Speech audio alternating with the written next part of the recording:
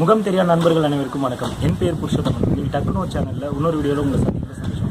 இன்றைக்கி நம்ம புதுசாக ஒரு மொபைல் அன்பாக்சிங் பண்ண போகிறோம். முன்னாள் சேனலில் Realme C1 Pro. வாங்க அன்பாக்ஸ் பண்ணலாம், வீடியோக்குள்ளே போகலாம்.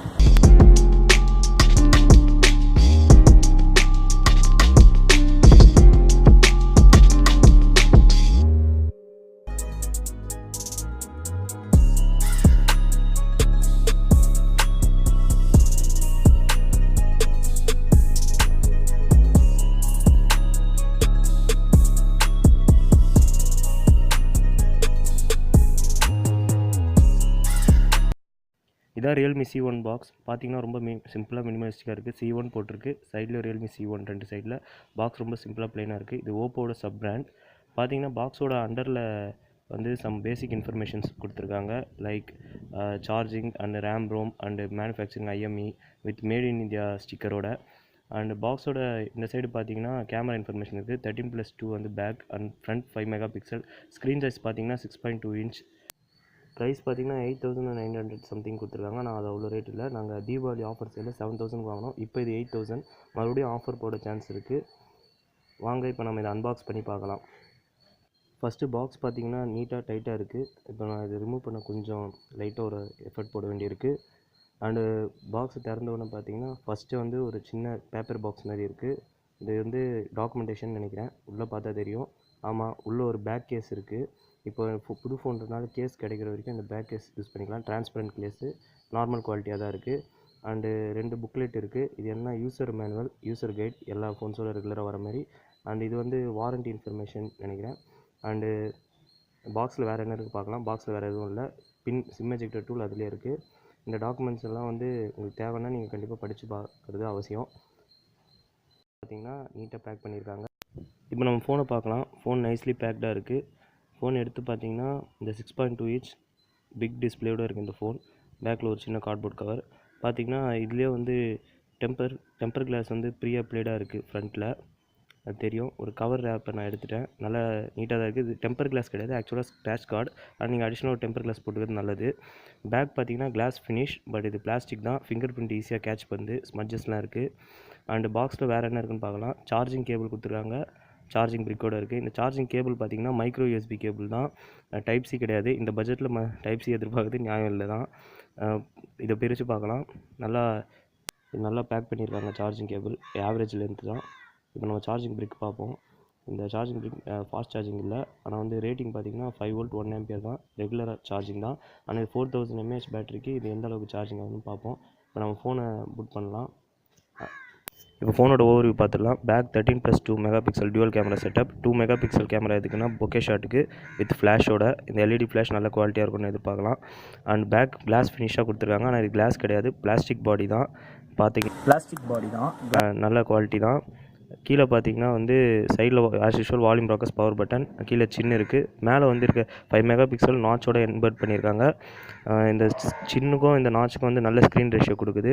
சைடில் பார்த்தீங்கன்னா வந்து சிம் ட்ரே இருக்குது. இதில் வந்து நீங்கள் 2 சிம்மு ஒரு மைக்ரோ SD கார்டு போட்டுக்கலாம். ஆமாங்க, இது டெடிகேட்டட் ஸ்லாட். இது ஒரு நல்ல விஷயம். நம்ம ஃபோனோட பாட்டமில் என்ன இருக்குன்னு பார்க்கலாம். பாட்டம் பார்த்தீங்கன்னா 3.5 mm ஆடியோ ஜாக் இருக்குது. அப்புறம் சார்ஜிங் மைக்ரோ USB போர்ட். அப்புறம் ஒரே ஒரு ஸ்பீக்கர் கிரில் இருக்குது. ஸ்பீக்கர் குவாலிட்டி நல்லாயிருக்கும்னு நம்பலாம். ஃபோனோட ஓவர்வியூ அவ்வளோ தான். ஃபோன் பார்த்தீங்கன்னா 6.2 இன்ச் மாதிரியே தெரில. கையில் பிடிக்கும்போது ஒரு 5.2 இன்ச் ஸ்க்ரீன் இருக்க டிவைஸ் மாதிரி தான் இருக்குது. நல்லா காம்பேக்டாகவே இருக்குது. வாங்க நெக்ஸ்ட்டு ஃபோனோட இம்ப்ரெஷன்ஸ் பார்க்கலாம். ஃபோனை பூட் பண்ணியாச்சு. இது வந்து ஏற்கனவே சொன்ன மாதிரி 6.2 inch full view display with நாச்சோட. இந்த ரேட்டுக்கு வந்து இந்த இவ்வளோ நேரோ பெஸ்லோட இவ்வளோ அழகான டிஸ்பிளே எங்கேயும் நீங்கள் பார்க்க முடியாது. அண்ட் வந்து இது HD+ டிஸ்பிளே, ஃபுல் HD கிடையாது. அது ஒரு நல்ல விஷயம் தான். ஏன்னா பேட்டரியும் சேவ் பண்ணும், அதே டைமில் கலர்ஸ் நல்லா பஞ்சியாக தான் இருக்குது. இப்போ நான் சன்லைட்டில் வச்சுருக்கிறதுனால உங்களுக்கு பார்க்க முடியும். ஃபுல் பிரைட்னஸ் வச்சுருக்கேன். சன்லைட்டில் நல்ல விசிபிளாகவே இருக்குது. டிஸ்பிளே பற்றி எந்த குறையும் சொல்ல முடியாது. இந்த ஃபோனோட அடுத்த main advantage dual camera. And என்ன ஃபோன் பேக் வித்தியாசமாக இருக்குன்னு பாருங்களேன். ஏன்னா நாங்கள் பேக் கேஸ் அப்ளை பண்ணியிருக்கோம். அண்ட் இந்த ப்ரைஸ் ரேஞ்சுக்கு டியூவல் கேமரா செட்டப் ஓப்போ மாதிரி ஒரு கம்பெனி மொபைலில் எதிர்பார்க்குறது ரொம்ப கஷ்டம் தான். இது ஒரு பட்ஜெட் ரேஞ்சுக்கு ஆன் பேப்பரில் பர்ஃபார்மன்ஸ் நல்லாயிருக்கு. கேமரா சாம்பிள்ஸ் பார்த்தா உங்களுக்கு ஒரு ஐடியா கிடச்சிரும்.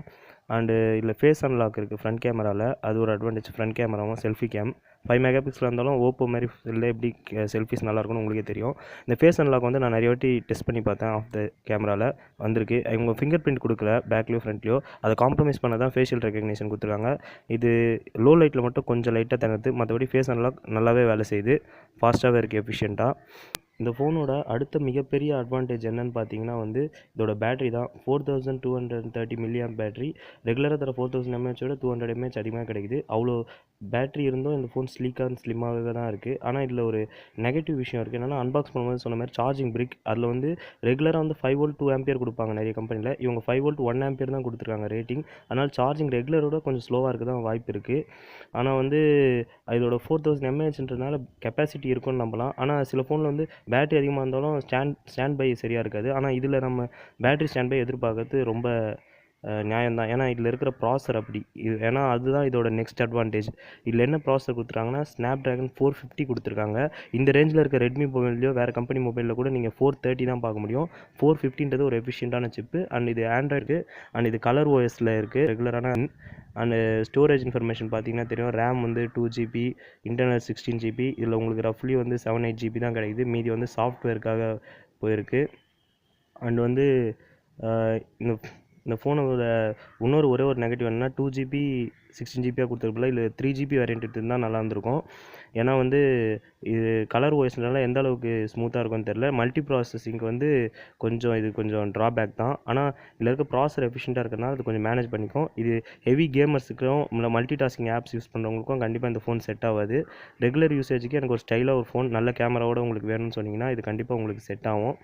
பட் வந்து நான் ஒரே டைமில் நிறைய ஆப்ஸ் யூஸ் பண்ணுவேன் அப்படின்றவங்களுக்கு இந்த ஃபோனில் ஸ்லைட்டாக ஹேங் ஆகிற எஃபெக்ட் கொடுக்கும். கண்டிப்பாக அது நாங்கள் பண்ணி பார்த்த ஃபஸ்ட் இம்ப்ரெஷன் யூஸ் சைட்லேயே எங்களுக்கு நிறைய தெரிஞ்சுது.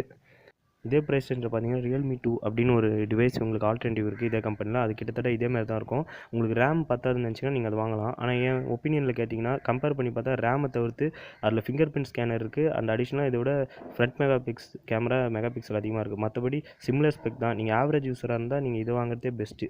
அடுத்து பார்த்தீங்கன்னா இதில் நிறைய ப்ளோட்வேர்ஸ்லாம் கொடுத்துருக்காங்க. Like UC browser, game space, Facebook எல்லாம். ஆனால் வந்து இதெல்லாம் டெலிட் பண்ண முடியுமானா ரிமூவ் பண்ணுற ஆப்ஷன் கொடுத்துருக்காங்க. அது ஒரு நல்ல விஷயம். ஏன் நான் எல்லாம் சொல்கிறேன்னா இந்த ஃபோனில் வந்து 16GB கொடுத்துருந்தாலும் ஓரியோன்றதுனால ஓஎஸ்க்கே நிறைய மெமரி போயிடுது. மீதி உங்களுக்கு 7GB என்னமோ தான் ரஃப்லி அவைலபிள் வருது. கண்டிப்பாக உங்களுக்கு ஸ்டோரேஜ் அவுட் ஆகிடும். அதுக்கு ரெக்டிஃபை பண்ணுறதுக்கு இவங்க கொடுத்துருக்க ஒரே ஒரு நல்ல விஷயம் என்னென்னா டெடிகேட்டட் SD கார்டு ஸ்லாட் கொடுத்துருக்காங்க. அது மூலமாக வந்து நீங்கள் எக்ஸ்பேண்ட் பண்ணிக்கலாம் உங்கள் ஸ்டோரேஜை. அண்ட் இதில் கொடுத்துருக்க டியூவல் சிம் பார்த்தீங்கன்னா ரெண்டுமே 4G OLT சப்போர்ட் பண்ணும். அதாவது 2 ஜியோ சிம் நீங்கள் ஒரே டைமில் போட்டுக்கலாம்னு அர்த்தம். அண்ட் கேமரா யூசர் இன்டர்ஃபேஸ் பார்க்கலாம். பார்த்தீங்கன்னா தெரியும், சிம்பிளாக போர்ட்ரைட் ஸ்டிக்கர் எல்லாமே இருக்குது. இந்த யூசர் இன்டர்ஃபேஸ் பார்த்தீங்கன்னா ரெட்மி இந்த மாதிரி நிறைய சைனீஸ் ஃபோன்ஸில் பார்க்குற யூசர் இன்டர்ஃபேஸ் தான். ஷட்டர் ஸ்பீடு பார்த்தீங்கன்னா ஷட்டர் நல்லாவே ஸ்பீடாக தான் இருக்குது இந்த ப்ரைஸ் ரேஞ்சுக்கு. 2x ஜூம் ஆப்ஷன் வேறு கொடுத்துருக்காங்க. அதில் குவாலிட்டி ஒன்றும் பெருசாக லாஸ் இல்லாத மாதிரி தான் தெரியுது. அண்டு கேமரா வந்து செல்ஃபி கேமரா பார்த்தீங்கன்னா நாங்கள் இப்போ அவுட்டோரில் இருக்கிறதுனால இன்டர்ஃபேஸ் சரியாக காட்ட முடியல. ஏன்னா சன்லைட் வந்து கிளார் அடிக்குது. அண்ட் நெக்ஸ்ட்டு பார்த்தீங்கன்னா இதில் இருக்க வீடியோ மோட் வந்து 720 1080pலும் ரெக்கார்ட் பண்ணும். அண்டு கேமராவில் வந்து ஏஐ பியூட்டி மோட்லாம் கொடுத்துருக்காங்க. அது நிறைய லெவல் இருக்குது, உங்களுக்கே தெரியலாம். பேனரோமா ஆப்ஷன்ஸ் ஆஸ் யூஷுவல் நான் ஆல்ரெடி சொன்ன மாதிரி தான். அண்டு இதில் பார்த்தீங்கன்னா வந்து HDR ஆப்ஷன் கொடுத்துருக்காங்க. HDR ஆப்ஷன் எப்படின்னா உங்களுக்கு கண்டிப்பாக கொஞ்சம் லேட் ஆகும் ஷட்டர் ஸ்பீடும் ப்ராசஸிங்கும். ஆனால் நீங்கள் ட்ரை பண்ணி பார்க்கலாம் HDR.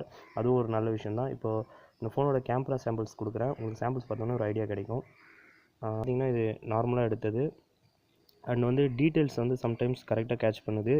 சம்டைம்ஸ் வந்து டீட்டெயில்ஸை விட கலர்ஸுக்கும் பஞ்சியாக ப்ரெஃபரன்ஸ் கொடுக்குது. நேச்சுரலாக கலர்ஸ் நல்லா வீவிடாகவே இருக்குதுன்னு சொல்லலாம்.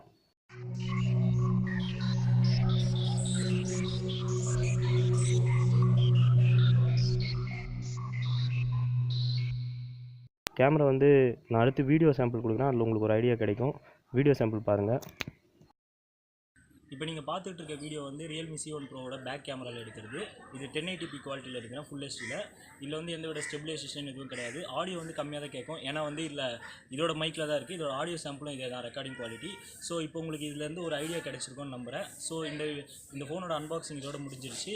இதேமாதிரி உங்களுக்கு ஏதாவது வேறு விதமான வீடியோ பார்க்கணுன்னா எங்கள் சேனல் கண்டிப்பாக சப்ஸ்கிரைப் பண்ணுங்கள். டெக் சம்மந்தமான அனைத்து இன்ஃபர்மேஷனும் நாங்கள் தருவோம். லைக் பண்ணுங்கள், மறக்காமல் ஷேர் பண்ணுங்கள். Because sharing is caring. நன்றி நண்பர்களே, இன்னொரு வீடியோவில் சந்திப்போம்.